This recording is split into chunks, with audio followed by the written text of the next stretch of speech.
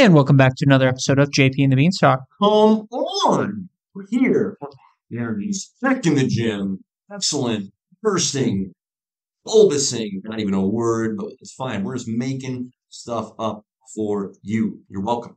Yes. You're welcome. That's what we do. That's right. We don't need your thank yous. And yet we would like them. We crave them. We live off them. So, kind of starving right now. Send them my way. There we go. Absolutely. It's great to be here, Riles. It is. It's great to be here. We're fresh off of watching episode 2 of Loki, season 2. So double deucing it. Fantastic for us. Double deuce. Yep. So excited to talk about some Loki action. Believe it or not, I think there's actually news in the entertainment world, which has been scarce of late. So The writers have been released. heavens, the writers They're have been getting paid the money released. that they want. Good for the writers. Now we can actually hard pitch our ideas. Oh my gosh, you're right. Yeah. Yeah. Okay. Done. We're back. Done. We're back, baby. We're coming. You're welcome. Yeah, and I think there's really going to be some patting on the back later because, we've been right all along. And there's, of course, also a little Ahsoka to talk. There's great things to discuss. I think we're going to do another top 5. Always. Is it an episode if we don't do a top 5? It's kind of weird if we don't do It's really top 5 not. anymore. Right, it's really not. It's really not. It's the best thing we've got going for us. It is. And obviously, And my wife's cookies, which are fantastic. your wife's cookies are amazing. They are the bomb. They're so good. They're in my top 3. They're so good. And they're not 3. We So. took them. She made a batch, took them to a small group, which also happened tonight prior to us recording. And that small group, I ate none. And everybody there's like, dude, how are you not eating any? I said, guys, I've got more time ahead of me tonight, and I don't have any way to moderate my intake. It's either I eat 0 cookies or I eat 6. And if I eat 6, it's cookie coma. I'm done for at least the next 10 hours. At least you know your limits. Yeah. So I'll overindulge at some point. Just can't be right now. Now we got a show to do. It's true. No. We have a show. Yeah. I've been very upset if you would have been in a cookie coma. I would have been really honest with you if that's what had happened too. I would have said, Riley, I ate too many cookies. I won't be there. At least I appreciate the honesty. You know, can't really hate that. I can understand why you'd be frustrated though. It'd be totally justified. It would just be ridiculous. Like, come on. Again? Be mature. Grow up. Yeah, the cookies got me again. Yeah. I don't blame you when they taste that good. It's hard. Dude, it's so soft. Yeah. I don't know how she does it. I don't know either. I choose not to quibble or ask. There was one time, actually, I got to take that back. There was one time, foolishly, maybe the dumbest thing I've ever done. And there's competition in that category. But maybe the dumbest thing I've ever done is I told her once, I said, it's like there's a little few too many chocolate chips in these cookies. You said few too many? Few too many. What's wrong with you? Right? Stupid. Her feelings were hurt. Cookies didn't get made for a very long time. And I had to do some serious apologizing. Like, I'm sorry, baby. I didn't mean the cookies are perfect. Disregard anything I say. I will never say anything to critique the cookies again. And that's true. I did learn from my lesson. But just dumb. Like, why did I even make the mistake in the first place? It clearly was sick. In the head? I might have been drunk. I don't know. Right. What excuse can I make to rationalize just that terrible decision? Oh, That's terrible. Dumb. So learn from me. When something is perfect, don't F with it. Don't try and make it more perfect. Relish the perfection and just freaking enjoy it. Yeah. It's great. It's true. Yeah, it's great. Hey, on the Loki note, I know we're going to get into it more in depth, but we just witnessed a little good cop, bad cop. If you were in a situation, well, actually, here's how this question is going to go. All right. Would you prefer to be the good cop, the bad cop, or would you prefer to be the perp being grilled by the cops?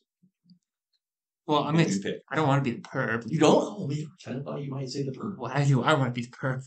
That's scary. That means I did something bad. Yeah. See, Yeah, maybe. I would like to be the bad cop. Mhm. I know I can't pull off bad cop. So, I will be honest with myself. Mhm. I'm probably going to be the good cop. Okay. Yeah. I'm going to make sure you're nice and comfortable. Because I think I'll be really good at setting up the bad cop, right? Just alley-ooping him, Sure. I think where the perp gets themselves into trouble, based on what I don't know from my vast experience of being a cop and a perp, is they feel like they have to, like there's only one good outcome for them, which is to find a way to play ball enough where they avoid jail time. And I think really what a good perp would do is not worry about the jail time. Be like, you know what? What they want, what the cops want, they want me to talk. I don't need to talk. You don't have to say anything. It's actually a very easy role to be in if you can just keep your mouth shut. True. Right? You don't have to respond. It's very true. That gives them so much less to. Now, you're probably going to serve some jail time. You're not going to be able to work yourself out a plea deal. But listen, if you can deal with a couple years in the slammer, I'm using all the lingo that a true perp never would. Exposing myself here. That's what I would choose to be. I'd actually choose to be the perp.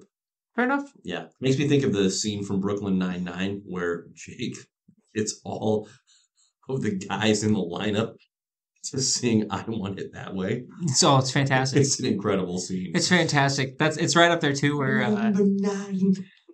they're trying to get one guy to break. He's like, and she goes, "What are you going to do? Annoy him into talking?" And he just goes in there with a guitar and just starts strumming and yelling. It doesn't work. So, incredible stuff. Incredible. Well, let's get into it, shall we? I would love to talk a little Ahsoka before we get into the freshness of the Lokis and the news. So now, fresh off our conversation from a single pod episode ago, I really, again, want to express my appreciation for how vulnerable you were in sharing why Star Wars exhausts you. Yeah, no. So knowing that, just know that, knowing what I know now, I just want to bless you and release you from ever feeling the obligation to watch Ahsoka. Like, whenever the time is right for you, receive that gift. Give it to yourself. I'll do it. I still got a roommate who's like, "You have to watch Andor. Yep. You have to." He showed me a clip last night of the dialogue. He's like, you might be worried it might be corny. Right. So I might just watch it for his sake. We'll see. Mm-hmm. We'll see how it goes. With him, it's always best shared. Ahsoka, here's the deal. This will be a relatively broad recap since we won't go terribly in depth. But I'm going to try and hit most of the positive notes here because I think there's plenty of positives to hit. Overall, from a broad perspective, I thought this was a worthwhile show. And I can say that as someone who has not watched Star Wars Rebels, which the vast majority of the characters on this show are pulled from. So this is a very unique dynamic in the sense that I, as one of many audience members, I'm sure, just jumped into essentially the middle of a story with Ahsoka Tano in her cohorts from her Rebels days. Hera, Sabine, Esther, my gosh, Ezra. Those are the characters that came from Rebels. Hu Yang, gotta rep the droid. Sorry, Hu Yang. But I didn't mind being tossed into the middle of a story because, for the most part, there were not this new story, this new season didn't rely so heavily on what has come in the past. Like, it was willing to tell its own new story that I was able to follow along well enough. And to its credit, I was intrigued by the callbacks, by the references, by some of the, by the references in between the characters. I'm going, hey, this actually makes me interested to watch Star Wars Rebels at some point. Another positive of the show, there were a lot of characters to actually be introduced to in the show. Some of them, yes, those Star Wars Rebels legends, but there were also new characters that this show introduced. Baylan Skoll, phenomenal bad guy. Here's an intriguing twist. Not a Jedi, nor is he a Sith. Sounds like a badass, though. Right? It's a badass name. Cool name. So there was like this dynamic of Ahsoka is, a Ronin. She's off the Jedi path, but she's still very much a Force user and Jedi adjacent. Same with Baylan Skoll, former Jedi himself, more Sith-oriented, but yet not truly a Sith. And he has an apprentice of his own, Shin Hati, very skilled Force user and lightsaber pouring. Great to watch their dynamic. Baylan Skoll, of course, portrayed by the now late Ray Stevenson. Health Break Ray, so sorry. But those characters were great. Granted, Admiral Thrawn, yes, I know he's a Rebels character, but he's never been on the big screen, or in this case, little screen, movie or TV show. It was phenomenal to see his character receive some high quality screen time. You had Morgan Elsbeth, who had an episode in, was it Mando season 2, where we were reintroduced via Mando to Ahsoka Tano. Okay. And then her cronies or cohorts, the freaking Night Sisters. There's like dark magic going on in Star Wars. Yeah. Yeah. Dude, real creepy. The Night Sisters are creepy. Real creepy. Yeah. Yeah. That's Darth Maul's area. Yeah. They're like, yeah. Their whole planet is the dark side of the Force, essentially. Right where it should be. And they breed right where it should be. For dark Force. It's crazy. Yeah, it's thoroughly messed up. So they flexed pretty heavily in the show, and just even the expansion of the Star Wars universe. So one of the basic premises of the show, and this isn't really spoiling much here because it's from the Rebels timeline. So Ezra Bridger had successfully in the Rebels show exiled himself and Grand Admiral Thrawn to a universe unknown as far as how to get there, where the flip is it. And so a big part of the Ahsoka show comes about with trying to find out where Ezra and Grand Admiral Thrawn have been exiled to. And so there's this whole new set of worlds and galaxies to be explored, a different almost type of travel as well. I mean, we're familiar with light speed in the Star Wars universe. This was just a one-upping of that kind of interdimensional travel. Fascinating, but a fun dynamic to witness. And, I forgot to mention in the character realm, some really quality, I'm going to call them flashbacks, with Hayden Christensen as Anakin Skywalker. He put in some good time. Kudos to Hayden, still bringing it. And not encased in the Darth Vader suit like he was in Kenobi, but he's actually getting to do his thing and, frankly, doing it very well. That's Anakin. So very, very worthwhile. And I'll say this too. When the show ended, part of what I was genuinely delighted by is that there are so many questions, Riley, that were not answered by the show. In other words, there's more to come. It wasn't just trying to be a one-off. It wasn't trying to be a limited series. There is really, it's set up what will hopefully be a season 2, 3, and 4. I could see it going for that kind of a distance because its timeline, right? Its time frame where it's telling the story is in hitherto unexplored realms of in between the not the prequel trilogy, the original trilogy, and the sequel trilogy. So it's synced up in some, to some extent with Mandalorian, in other words. I'm like, that's great. So it's not reliant on Skywalkers, Jedis, Sith. It's telling its own story. Characters are phenomenal. So I recommend to someone who is on the fence, hasn't watched it, don't have to worry about feeling lost. You'll be able, the show does a good job of giving you enough. And might I just throw a little plug out there for the new Rockstars YouTube channel. Eric Voss does a phenomenal job at recapping each episode of Ahsoka. I watched those recaps of his on YouTube. They're about 20, 30 minutes long. Really helpful for someone who hasn't watched Rebels. He provides some really helpful context. But it looked great. Like the design was terrific. I just thought it was a really well-crafted and well-made show. Fair enough. Whenever you're ready, give that gift to yourself. I'll watch it. I'll watch it. No rush, but there's more to come. And Color me as someone who's very much looking forward to the more that is to come. So there you go. There's my Ahsoka recap, Beans. Nope. It sounds good. Just for you. Oh, appreciate that. Yeah, I'll give it a watch when I'm there. When I get there, I'll get there. Absolutely. I'm gonna. It's gonna be more of a walk, less of a sprint. So. That's great. Let's recap some news on the entertainment front. I'm eager to get caught up. Catch me up. Yes. So, BC, James Gunn has officially announced who is for sure coming back and reprising their roles. We have 3 characters. We have Shazam. John Cena's Peacemaker. We have Okay. Amanda Waller, played by Viola Davis. there it is. Come I was on. gonna say Olivia. You got And it. then Blue Beetle, Yep. Oh, Jamie Garcia. Zolo. Our boy Zolo is coming back. So there you go. I know it's Jaime Reyes, you guys. I'm kidding. Makes sense. Makes sense to me too. Yeah, the Blue Beetle one is, I would call a pleasant surprise.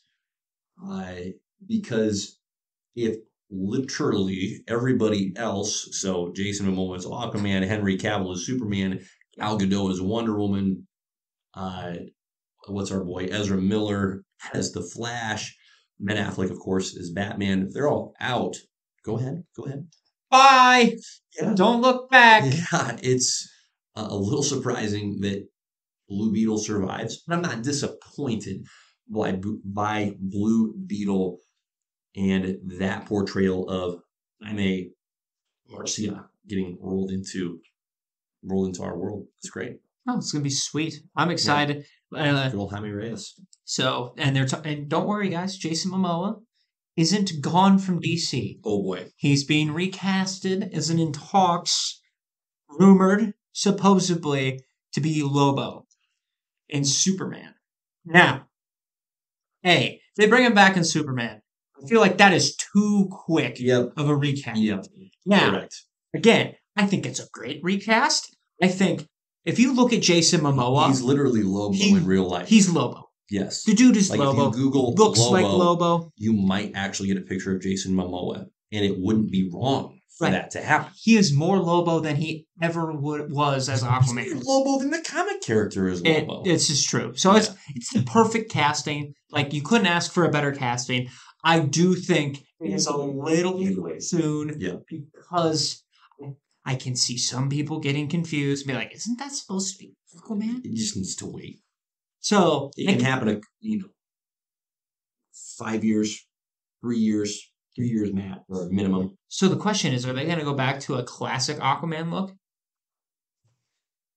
after that? Because I understand why Momoa was casted as Aquaman originally, because they're like, we need to make, because Aquaman's kind of a joke, to some people. I think he's fine. I think he's badass in the comics, but they do a very bad job of like making him cool. So I think they were like, we need to pick a guy that looks dope. And so they picked Jason Momoa because they knew he looked cool already. So they're like, why don't we just make him Aquaman? Snyder loves buff dudes. And so it's very true. Picked a buff dude. I'm just curious if they're going to go back to like the white blonde guy. I know. Yeah. Or are they going to stick with the Islander? Which either way, as long as they do a good job and it feels like Aquaman, I'm good with it. Correct. But yeah, well, I shared with you earlier when we were discussing this news, like out of the cast, the original, or shall we say the Snyderverse cast that is officially not returning, I am actually most disappointed that Gal Gadot will not be reprising Wonder Woman. I am slightly less, but still significantly disappointed that Henry Cavill's not portraying Superman. I think both of those individuals absolutely crushed their respective roles. And that's not any disrespect to Jason Momoa as Aquaman. I've enjoyed him in that role. Ezra Miller. Goodbye. Thank God. No comment needed. Yep. He could have been a good fit, but too much off-screen just dumbness where I don't want an individual that's bringing that level of distraction to the on-screen product. Okay. So I am truly bummed. And I think what I'm disappointed in is that you have these exceptionally creative people whose work, whose vocation it is to create out of nothing, like these imaginary worlds, characters, and make them look and feel real and spectacular.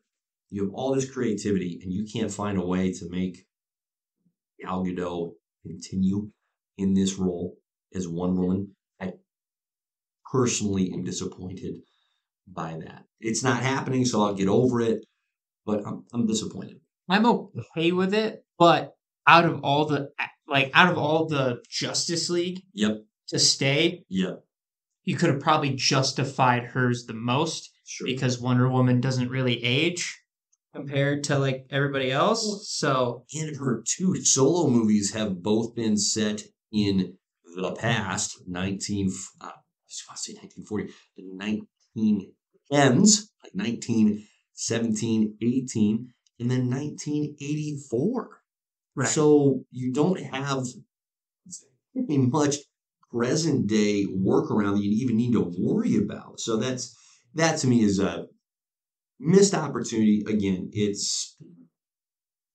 is what it is. I will probably make my peace with it. And with Superman Legacy not even coming out until 2025, that leaves a pretty decent chunk of time to let some of these, what I'm going to call wounds, heal.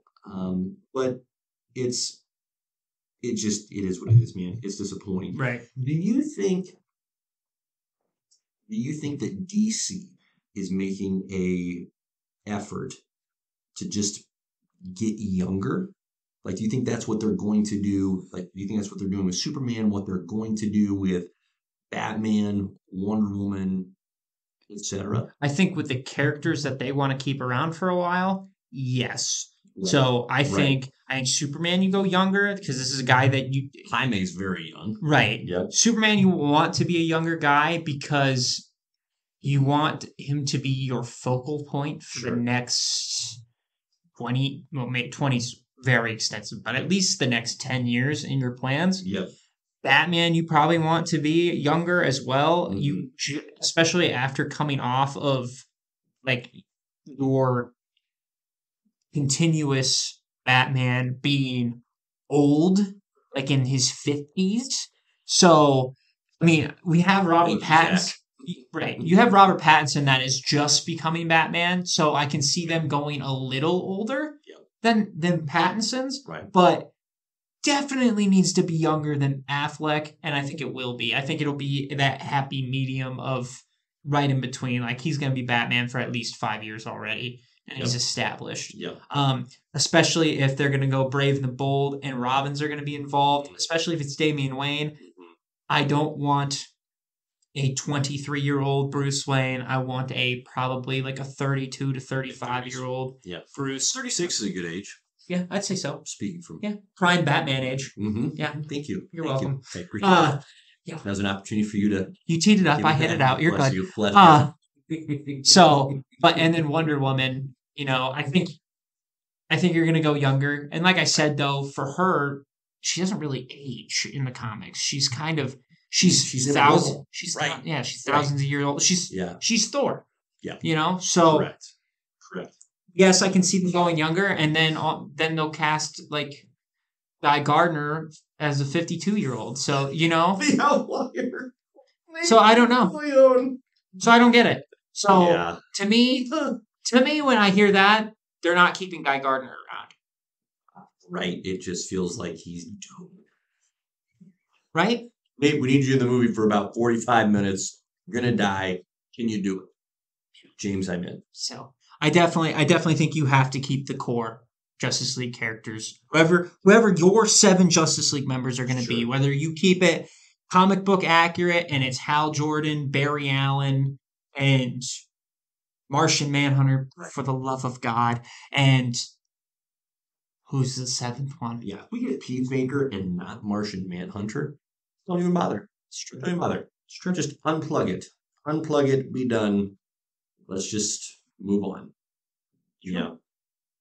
So expected news, I would say, somewhat sobering to have the finality of those individuals and their respective characters announced. A little sad to see the Shazam crew get wrapped up as well. I still think that was overall a good group with potential, but this is show business, right? See, and that one's interesting because that one they haven't said anything about those. Because they haven't said that it's done, but they also haven't said that they're coming back. That's fair, and that's why I'm just assuming, okay. I personally think they're done because I'm pretty sure Zachary Levi was having a run-in with on social media with a bunch of other stuff. Don't know what it was. Who knows? But, to each their own. But I can see them being ex-nayed. Would not surprise me. Yeah, correct. And then they can go and make Billy Batson young again. Yeah. Which kind of makes sense because, I wonder how many different 10-year-olds they're going to use to replace him. Oui. Are they going to just keep him 10? We'll keep a tally. We'll just keep a tally. I think that's the fourth 10-year-old boy they've used as Billy Batson. This one looks a little different. Or they could just keep it where it's like he just stays as Shazam the whole time. Yeah. Yeah, there's aspects of the comics where he does that, but anyway. Okay, there's our DC news. I won't think too hard. No. Or plenty of time between now and then, so more news do come. That's great. We had the Daredevil news, though. Did you want to touch on that? Yes, on the Marvel side. So, hit me with it. So Daredevil, they have announced that all the writers and directors and showrunners for Daredevil have been fired. They're gone. That's pretty comprehensive. All of them. Yeah, they're gone. Well, here are some of the things that I heard about this, okay? Yes. Because, and I don't know how much of it's true, but that's great. Apparently they were focusing. Nope, I got it right. They were focusing more on the lawyer aspect of Matt Murdock. Okay. And originally you don't see him suit up as Daredevil until episode 4. Which is a terrible choice. And maybe why they're rebooting. So. Good Lord. Hey, listen, we got this really awesome superhero twist. We're not going to show him. All you see is him in the lawyer's room, and he's just working on cases. Brother, I don't watch Batman for Bruce Wayne. You don't? Gosh. So, but apparently, and they've realized their mistake, is that they've been having movie people working on TV shows, and they're like, what would be a great idea? We get TV show people working on TV shows. Interesting. Yeah. Interesting. So maybe. What a novel idea. Maybe there's hope yet for Daredevil. I heard they are keeping a couple of scenes, so they're not completely scrapping everything.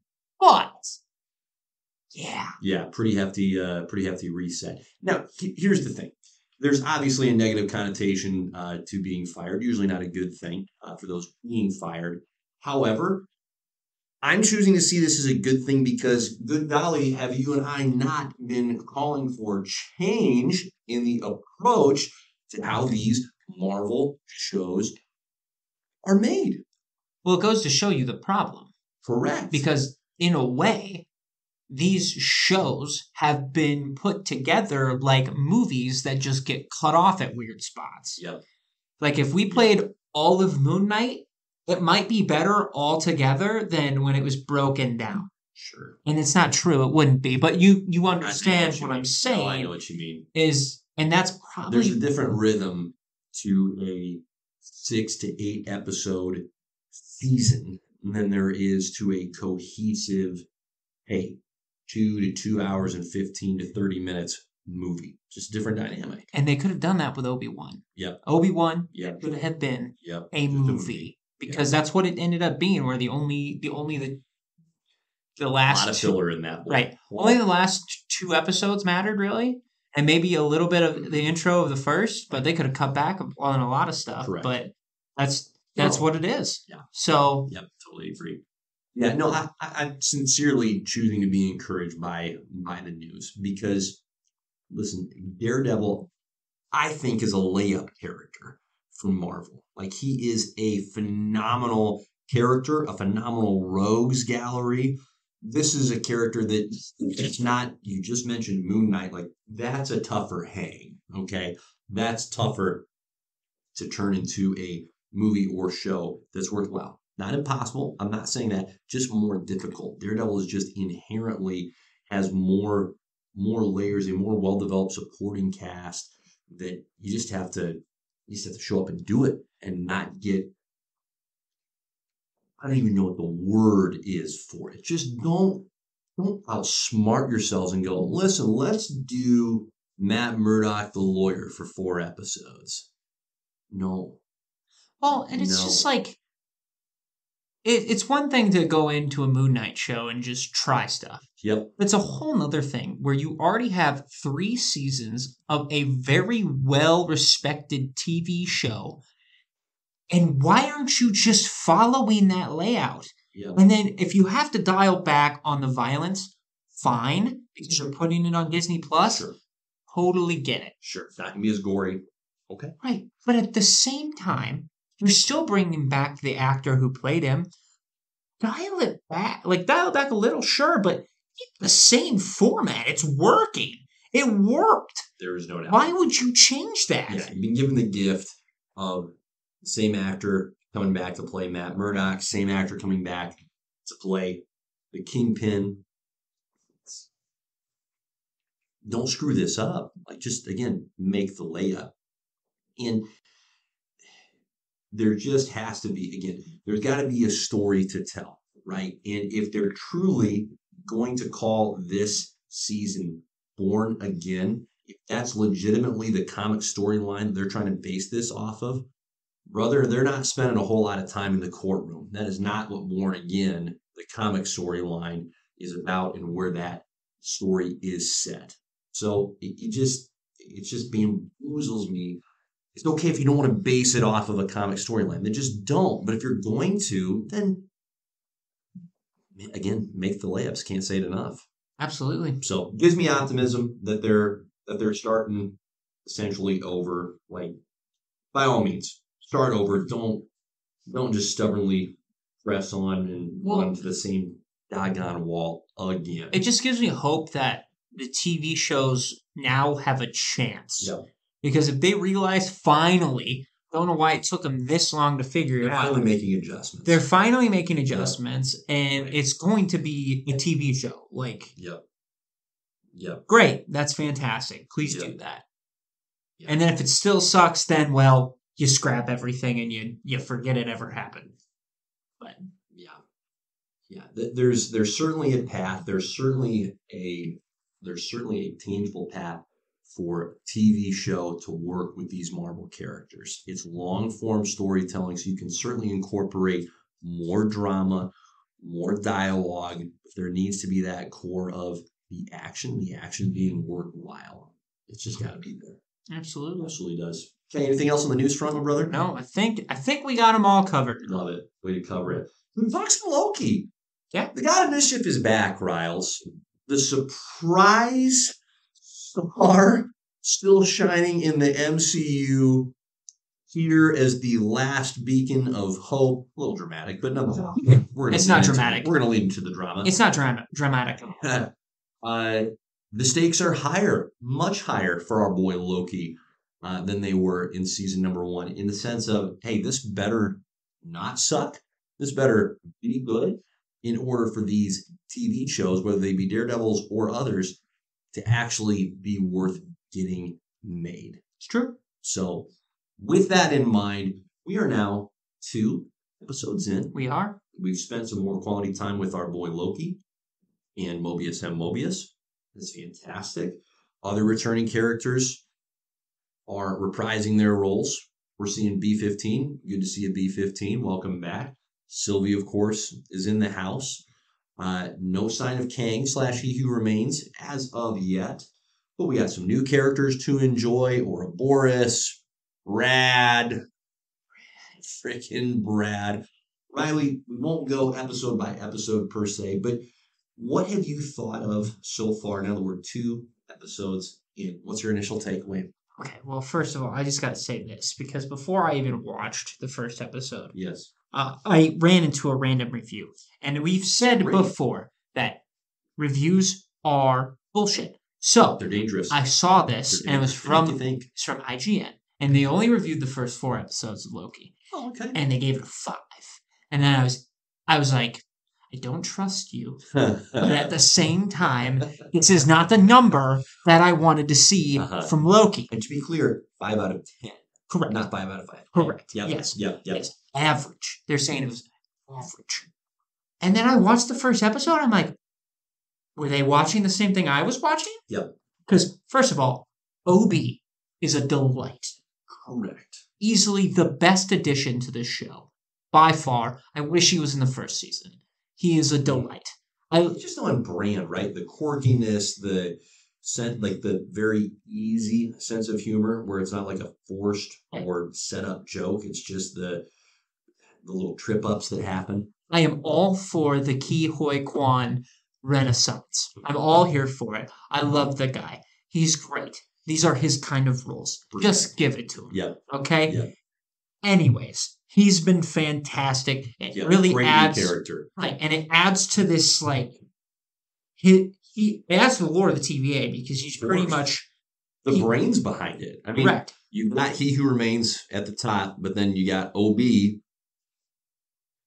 sidekick, IT. He's IT department. Yeah, he's the entire IT. Right. Yeah. So dope. And then so I love his character. Brad, what a douche. That guy. But he's crushing the role. Oh, he is. He's crushing the role. It's his face. I think it's his face. He's got a very punchable face. You want to see that guy get hit. Yeah. You just do. Yeah. So, not surprising. Perfect. But to have Loki and Mobius's banter just pick up right where it left off, fantastic. It sounds like... God bless Owen Wilson for being amongst us. I know, right? What an angel. Absolute gem. What a guy. Absolute gem. Jiminy Christmas. And it just seems like, too, with this, and it's picking up, too, from the split with Loki and Sylvie. Yes, right. That doesn't feel like it's going to be an easy mend. No, not a hasty reconciliation. Oh, good to see you. Let's be buds. And I'm kind of all for it. Yeah. So... Yeah. In fact, they're getting a little too... Agreed. More conflict between them, the better. So, and they're really doing a good job at setting up Ravonna and Kang. Right. So, I'm all in. Yeah. I think this is great. Yeah. So, I'm excited for more episodes. Yeah. Finally, from an MCU show. Oh, what a novel, refreshing idea. Totally agree with everything you said. I have been thoroughly enjoying the first 2 episodes. Chomping at the bit already for episode 3, so this patience thing, boy, it's not going to work very, very well. But I'll try it. The look of the show is so flippin' beautiful. Like the level of design, and we talked about this 2 years ago with season 1, but it just looks incredible. And there's clearly a depth of detail that has been delivered. I can't say enough about it. It just, it bleeds through the screen where you can just feel the craftsmanship and the love that goes into that. It's beautiful. Love looking at it. Well, and they're doing a good job on top of all of that, of building up how big of a threat Kang really is. Right. And I'm hoping as the episodes go, the tension continues to rise. Because I don't think it's all the way up there yet. I think it's a slow build. I think at the end of this episode was kind of a distraction to that main thing. So it feels like episode 3 is going to start gearing towards more Kang. Yeah. So I'm super excited. Yeah. And you know what? I do think it needs to. I think a risk that this show is running, and it hasn't misstepped yet, but if it teases Kang for too long without actually giving us a Kang variant here in the next episode or 2, I think I could survive till episode 4. That would be disappointing because the teasing, frankly, the teasing has been done. Like the teasing was all through season 1 of who's responsible for the TVA, who's initially it was portrayed as the timekeepers are the ones behind the curtain. No, it's actually this other obscure figure. So we've had years, literal years of setup for Kang. So I hope they don't overplay the teasing and the setup even further. I think he'll be episode 3. Okay. Hope you're right.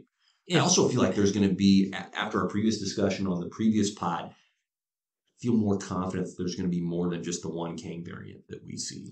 I'm hoping so. Yeah. I really am. And because it's just the way that Loki emphasizes in the show, he's like, they're coming. Like they're all coming. There is a very heavy emphasis on they and not he, as in he who remains. He's like, no, all of them are coming. So I think you're right on that. I think we're getting more than one. Right. For me, what will be the make or break of this show is how at the end of it Kang is presented. Because to me, if Kang at the end of this is not Thanos level or higher, I think you've failed entirely with the premise. So, because I don't think anybody else has really built up Kang as like Ant-Man and the Wasp, kinda, but yeah, that's where I'm at with it. Yeah, I think part of what I can appreciate about these 2 episodes that I think we're going to appreciate more as the season progresses is there is so much information that gets thrown at us so fast with new rules about how the world of the TVA works, new tech, new gear being shown to us that I think it's easy to miss. There was an awful lot that was teased, and I think shown to us in episode 1 that we are going to go, oh, and come back to by episodes like 6, 7, and 8. Okay. So for example, when we first see Loki in episode 1, all right, and he encounters Mobius in B-15, they don't recognize him, right? They're going, dude, who are you? So we know Loki has gone into the past. Something that's also really unique about this to me is he's going to the past within his own timeline, right? So this all started with Loki when he thought he was going into the past or into the future using the Infinity Stone, but he actually created a branch timeline. In this case, he's jumping from past to present to future within his own timeline. So that's very interesting to me, okay, that he's not branching off. He's staying within his own timeline. To bring it back to my main point, he goes into the past, and we saw this at the end of season 1, but it was shown to us again at the beginning of here of season 2. We see a statue of He Who Remains, right? So at some point in the past, it was very transparent to the TVA that, hey, this is the guy that runs the show. You even hear that in Mobius and B-15's dialogue. When they're looking at the screen of branching timelines, this instance in the past where evidently there was another mass branch happening, and they're talking about how is he going to feel about it? What is he going to want us to do? So to me, that really strongly indicates that at one point, He Who Remains was very much front and center. But then something happened, something changed. He wiped the memories of everybody in the TVA and created the illusion of the timekeepers.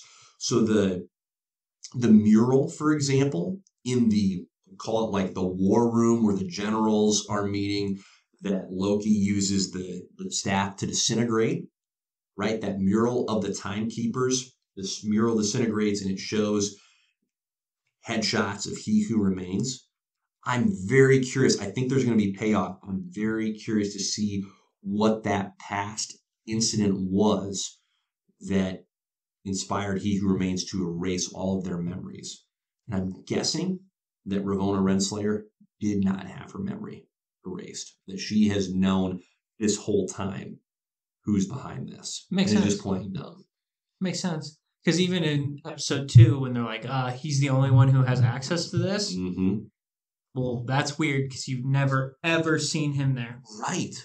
So right. It feels like he's just built this as an independent entity that he doesn't have to be a part of. But that's a great point.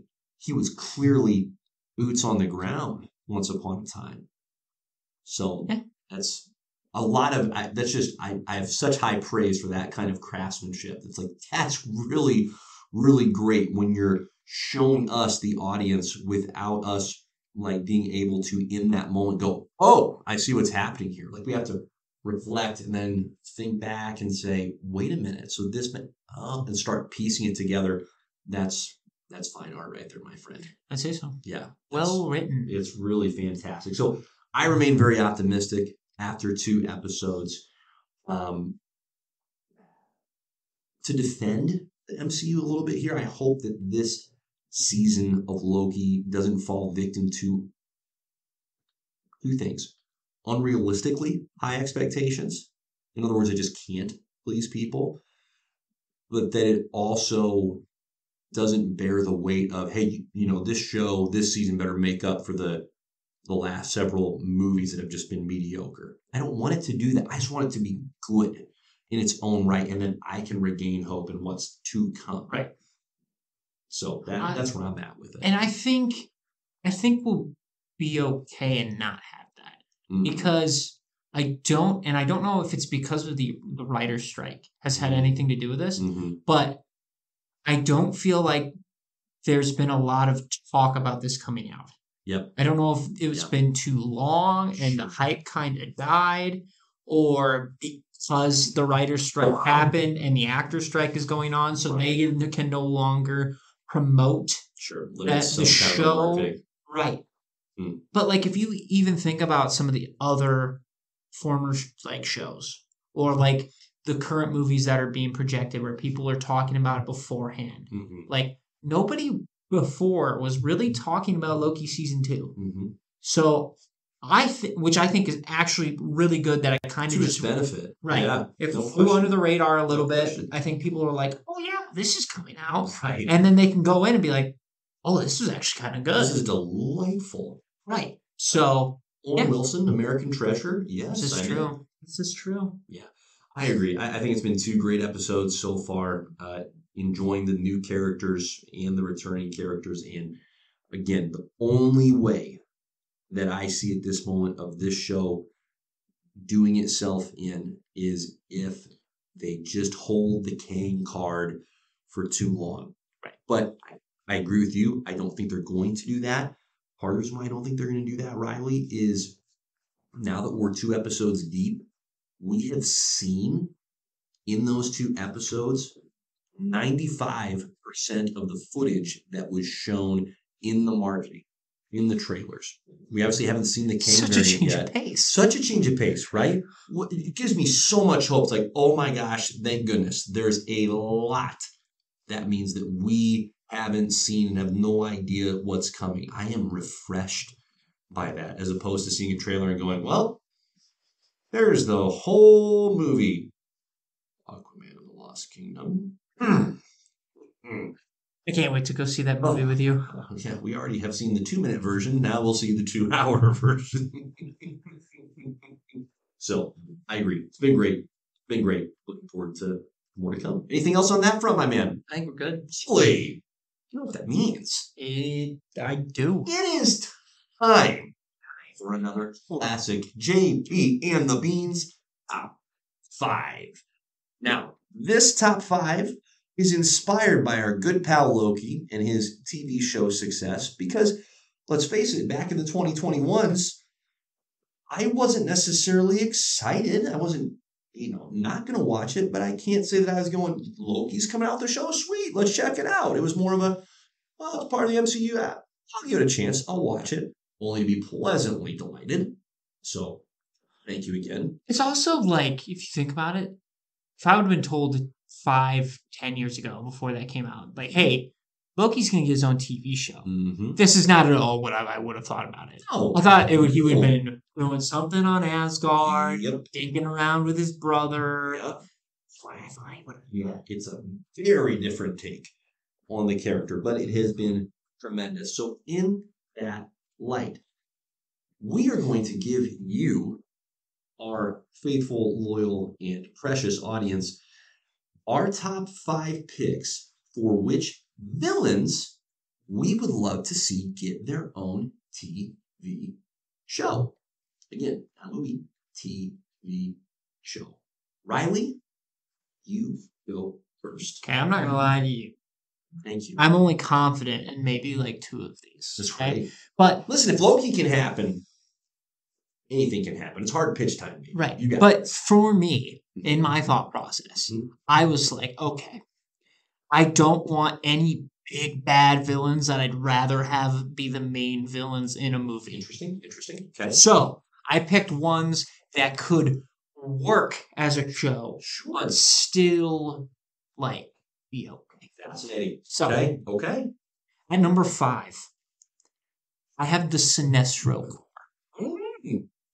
So yes, we get space. We get to see Sinestro build his core instead of like it would be really cool to see the recruiting process of the rings, right? Like because we kind of see the Green Lanterns, we kind of know how they work. Right. It'd be really cool to watch a bunch of people get these fear rings and see how they operate compared to the Green Lantern Corps. Yep. I think that would benefit it would benefit the Yellow Lantern Corps as a whore as a core. Please no. To be fleshed out. So that's hilarious. So yes, that's number 5. That's fantastic. What synergy, Miles? My number 5 is also Sinestro. And the Sinestro Corps, baby. No, here's what I did. I had this little twist in my mind that every so often I get these little bursts of inspiration. I have no idea if this is actually entertaining to anybody but me, but I was entertained by this. So not only did I pick the villain of choice, but I tried to think of what is the model that I would propose for the show to be inspired by. Okay. So I was thinking Sinestro Corps. Sinestro is a rogue cop, right? He's initially a member of the Green Lantern Corps. They call themselves the Space Cops. They're part of the establishment. I mean, they are the establishment. And then Sinestro goes rogue. This is going to be a poll that is before your time, so I don't expect you to know exactly what this reference is. But The Shield with Michael Chiklis was a TV show once upon a time in the early to mid-2000s about a cop. Now, Michael Chiklis, all right, here's how he connects to superhero. He's the Thing in the Fantastic Four movies. Great fit for that role. But he played a rogue cop who, I remember watching this show, first episode of the first season. He and his fellow cops go on a sting for a drug bust, and one of his fellow cops realizes that, wait a minute, Michael Chiklis's character is actually like a bad guy and is taking the drugs for his own use, and Michael Chiklis's character shoots him in the face. Just kills the guy in cold blood. And it's like, wait a minute. What am I watching? I thought this was a cop show about a good cop. Not so fast, my friend. This is a cop show about a dirty cop. So what if we're seeing, Sinestro go dirty, right? Where he slowly gets twisted, starts building up his core behind the scenes until he's outed by Hal Jordan. Then bang, you've got the Yellow Lantern Corps against the Green Lantern Corps, and then the rest of the emotional spectrum splinters. I mean, this show could go on forever because you've got tons of emotional spectrums, tons of characters to dive into. So, Sinestro Corps, number 5. I love it. Love it. Okay. My number 4, staying on the Loki theme, I want to see a Kang show. Okay. And here's the arc to be inspired by Walter freaking White in Breaking Bad. All right. So the premise of Breaking Bad, right, is you're taking a good man in episode 1 of season 1 in Walter White, and over the course of 5 seasons, just corrupting the guy. He's going from good upstanding citizen to the drug crime lord. Kang, in particular, the He Who Remains version, I was thinking about that variant, and I thought, it would make a lot of sense to me if we found out that Kang, right, in the far future, when all the Kangs in the multiverse start realizing, hey, there's other universes out there, they start crossing into these multiverses. The He Who Remains variant is this like just pleasant, well-to-do individual, treats others very well, not a warlike guy at all. But as the Kangs around him start going to battle, and he's going, whoa, I gotta protect everybody. He's got the brains, he's got the smarts, but he gets lost trying to protect the greater good and eventually realizes or decides that, hey, the greater good is just for me to freaking take over. And so he wipes out all these other kings. He controls and discovers Eliath and creates the TVA, and all of a sudden you've got villain Kang, Walter White. Sweet. That's my number 4. My number 4. Walter Kang. My number 4 is a villain group that I think in the movies that they showed up in were more of fodder than anything. So at number 4, Quickly. I have the Black Order. Interesting. Because I think, and not I think, I know in the comics, they have a lot more personality. They have a lot more range. I think it would be really cool to have them be the focus of before Thanos did all his stuff. They're kind of his goon squad. Right. And just watch them kind of take over planets for Thanos. I think that'd be really cool. I like that. So I like that a lot better than a Thanos show. Well, I like that. Corvus Glaive, for instance, can't be killed unless his glaive is snapped and broken. Right. Fun fact. Right. I mean, you got a lot of cool characters. Correct. So, correct. Number 4, love it. The Black Order. Good pick. Good pull. Number 3. Hit us. I wanted a more like bank robber heist kind of show. Okay. Because who doesn't like a bunch of bank robbers on the run who aren't in it to kill, but they're there to have a good time, steal money? I love it. I have the Rogues. Ooh. Captain Cold being combo group. I love the group's theme here. Yes, Captain Cold being like the brains of the bunch, and then watching them plan. Captain Boomerang. Right. Wow. And each episode is them planning a different heist, and the Flash is on their asses, but they aren't getting there quite yet because he's still figuring out. Oh wow, I'm not dealing with one superpowered individual. I'm dealing with like 7 of them, and now I got to figure out how I'm gonna catch these guys. Great. And so yeah, and they have a code of honor, like they always have. So. Rogues, number 3. Great number 3. My number 3 is going to be Harvey Dent, inspired by Dexter as the model. So the Dexter TV show, the premise there is you have a cop by day, actually a blood spatter analyst, which what a sweet job. You go to a crime scene, all right, there's the blood, here's what happened. Amazing. Amazing. But by night, he is vigilante going out and freaking straight up murdering the bad guys that slip through the cracks of the justice system. So in other words, there's 2 sides to this person. Hence, Harvey freaking Dent. I ask you, what if, after Harvey Dent's initial injury, okay, the acid to the face, what if he didn't go full bad right away? What if it appeared as though, okay, bad physical injury, but he's still Harvey Dent, beloved DA. Batman still trusts him. Gordon still trusts him. They're still working together as a trio to bring about justice. But Harvey's growing dissatisfied with Batman's lack of willingness to just put the bad guys down. And all of a sudden, by night, Harvey's going out and blowing people away. And Batman's going, man, there's this guy out there. I don't know who he is, but he's murdering people. I can't find him, can't figure it out. He's asking Harvey for help, not realizing Harvey is actually the killer.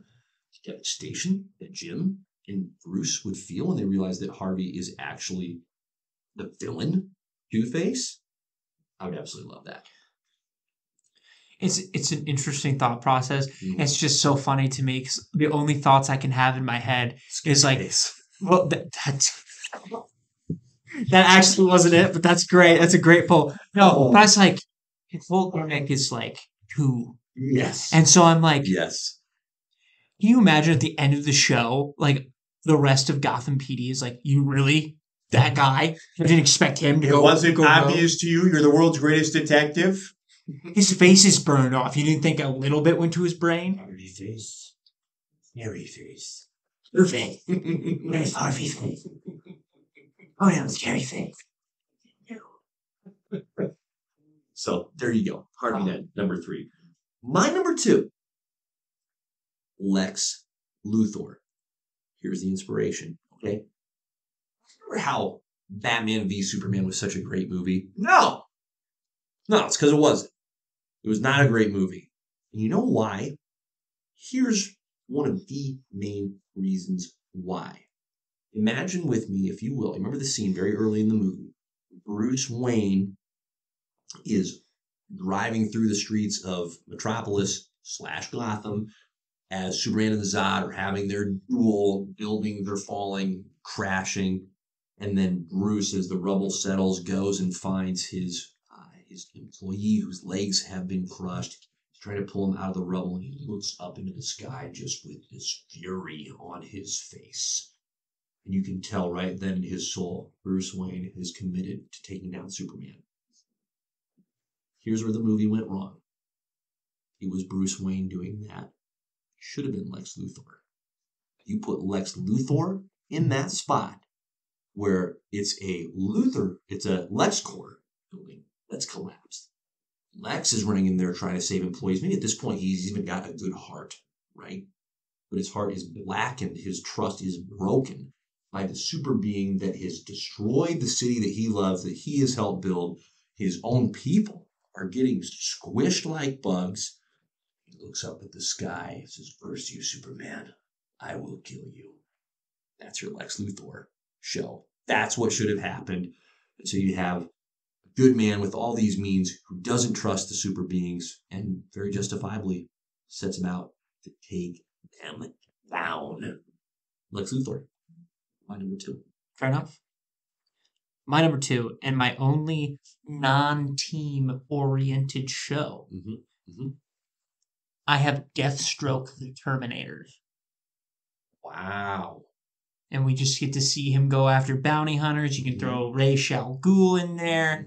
But I think it'd be really cool to just watch him take on, like, assassin jobs. Sure. And just going out there and building this name for himself. That would be and then even at, like, the end of it, you can even, like, tease, like, Batman gets a hold of him and is like, oh, great, now we have to deal with this guy. You can even have him go up against Batman at the end and then build him up for Teen Titan. Like, there's a lot of different things you can do with Deathstroke. Deathstroke's great. I think that would be fantastic. I love that. So it's great. Very Deathstroke. Very Hitman-esque of a show. Greenlighted right now. Do it. Yeah. And at number 1. Number 1. I have the Brotherhood of Mutants. Led by Magneto.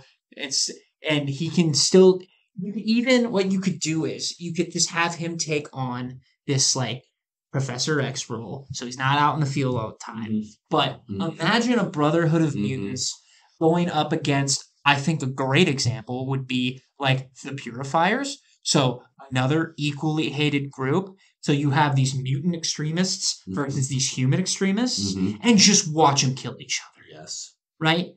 Yes. No one's going to side with a racist. They're not.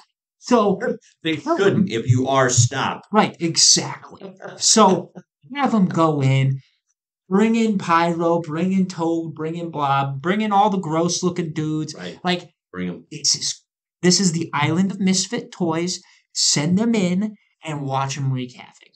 That's my number 1. And then obviously, of course, you have Magneto come in there. You bet you do. But you have to, I feel like, you keep the focus on his people, and then you bring him in for the big moments. Love it.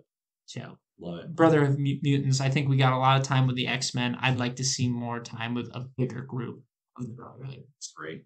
So that's my number 1. I love it. My number 1, Magneto. Full circle. 1 and 5. Incredible. 1 and 5. Incredible. That's great. Love all your ideas. The inspiration that I took for Magneto is the movie Braveheart.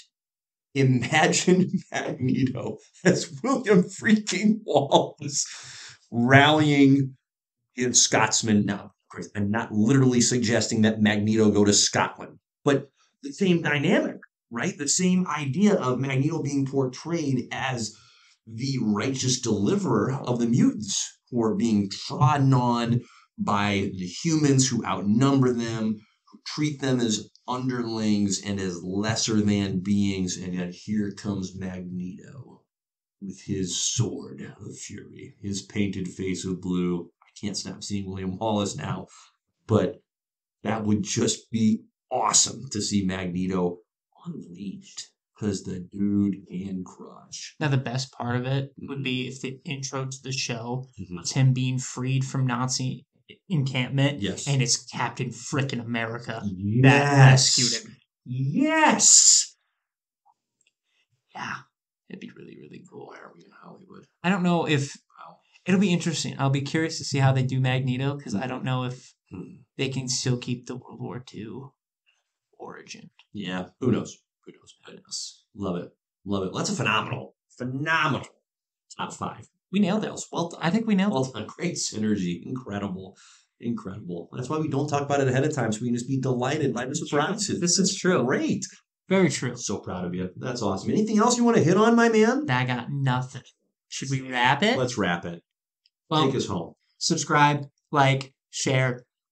I'm getting so tired of like going on a whole long spiel. So what to do? Yeah. If you haven't gotten there at this point, it's like this is on you. So, on that note, Godspeed. Appreciate you listening.